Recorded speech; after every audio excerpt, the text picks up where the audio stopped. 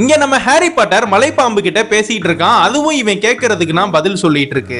அப்ப நம்ம ஹாரியோட பெரியம்மா பையன் வேகமா ஓடி வந்து நம்ம ஹாரிய கீழே தள்ளி விட்டுறான். இதனா பார்த்த நம்ம ஹாரி ரொம்ப கோபமாகி அந்த மலை பாம்புக்கும் இந்த பையனுக்கும் நடுவுல இருக்கிற கண்ணாடிய இவனோட சக்தி மூலமா மறைய வச்சிடறான். அது மறைஞ்சு போனனால இந்த பையனும் உள்ள விழுந்துடுறான். இந்த மலைப்பாம்போட கூட்டுக்குள்ள விழுந்தனால என்ன பண்றதுன்னு தெரியாம பயத்துல கத்த ஆரம்பிக்கிறான். இதனா பாக்குற நம்ம ஹாரி சந்தோஷத்துல சிரிக்க ஆரம்பிக்கிறான். அந்த மலைப்பாம்பும் கூண்டை விட்டு வெளியில வந்து நம்ம ஹாரி கிட்ட வந்து என்ன வெளியில விட்டதுக்கு ரொம்ப நன்றின்னு சொல்லிட்டு அந்த இடத்தை விட்டு கிளம்புது.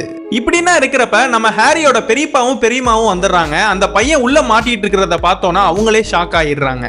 அந்த மறைஞ்சு போன கண்ணாடியும் மறுபடியும் அதே மாதிரி வந்துருது. அவனும் அந்த கூண்டுக்குள்ளேயே மாட்டிக்கிறான். இதுக்குனா காரணம் நம்ம ஹாரியா தான் இருப்பான்னு அந்த பெரியப்பாவும் கண்டுபிடிச்சிடுறாரு. இப்படின்னா பண்ணனால நம்ம ஹாரிய வீட்டுக்கு கூட்டிட்டு போய் வீட்டுல இருக்கிற ஒரு சின்ன ரூம்ல இவனை போட்டு அடைச்சிடுறாங்க.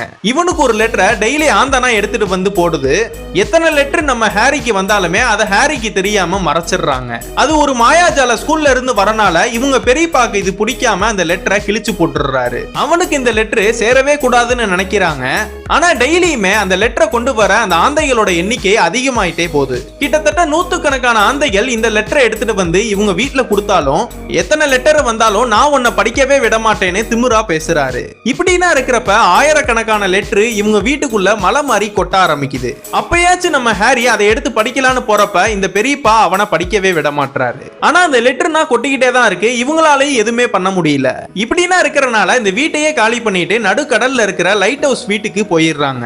இன்னைக்கு வேற நம்ம ஹாரி பாட்டருக்கு பர்த்டே வேற. அதனால யாருமே விஷ் பண்ணாதனால அவனுக்கு அவனே தரையில எழுதி விஷ் பண்ணிக்கிறான். அப்ப திடீர்னு யாரோ கதவனா உடைச்சுக்கிட்டு கொடையோட உள்ள வராங்க. இந்த பெரியப்பா துப்பாக்கியை வச்சு விரட்டினாலும் அவர் கையாலேயே அந்த துப்பாக்கியை வளைச்சிடுறாரு. நம்ம ஹாரி பாட்டருக்காக பர்த்டே கேக்குனா எடுத்துட்டு வந்து இவனுக்கு விஷ் பண்ணி அந்த ஆந்தைகளால டெலிவரி பண்ண முடியாத அந்த லெட்டரை இவரே கையில எடுத்துட்டு வந்து இவன் கிட்ட தந்துடுறாரு.